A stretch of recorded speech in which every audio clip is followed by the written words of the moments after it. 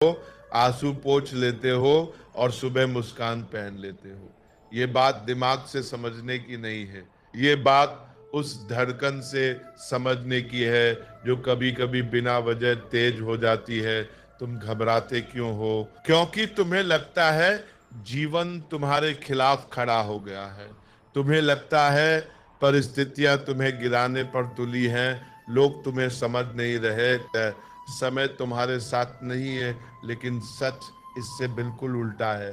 जीवन तुम्हारे खिलाफ नहीं होता, वह केवल तुम्हारे भ्रम के खिलाफ होता है, तुम्हारी बनाई हुई कल्पनाओं के खिलाफ होता है। तुमने एक तस्वीर बनाई थी, ऐसा होगा वैसा होगा, सब मेरे अनुसार चलेगा। जब वो तस्वीर टूटती है तो तुम्हें लगता है तुम टूट रहे हो, पर सच यह है कि तुम नहीं टूटते, तुम्हारे भ्रम टूटते हैं। और भ्रम बहुत प्यारे होते हैं, इतने प्यारे कि जब वे बिखरते हैं तो सिर्फ आंखें नहीं भरती, पूरा अस्तित्व कांप उठता है।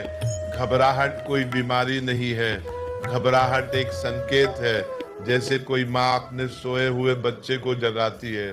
बच्चा रोता है, चिल्लाता है, नाराज होता है क्योंकि उसे नींद प्यारी लगती है, पर माँ जानती है अब उठना जरूरी है।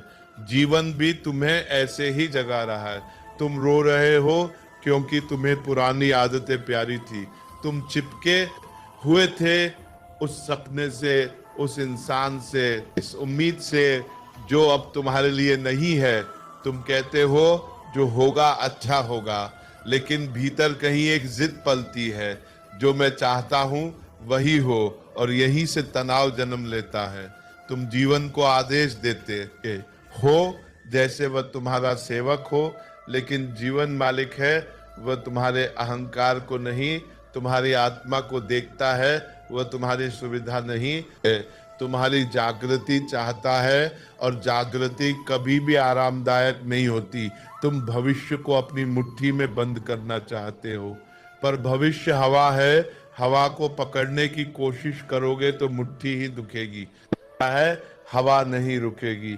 तुम डरते हो कि कहीं कुछ गलत ना हो जाए, लेकिन कई बार जो तुम्हें गलत दिखता है वही तुम्हें सही दिशा में धकेल रहा होता है।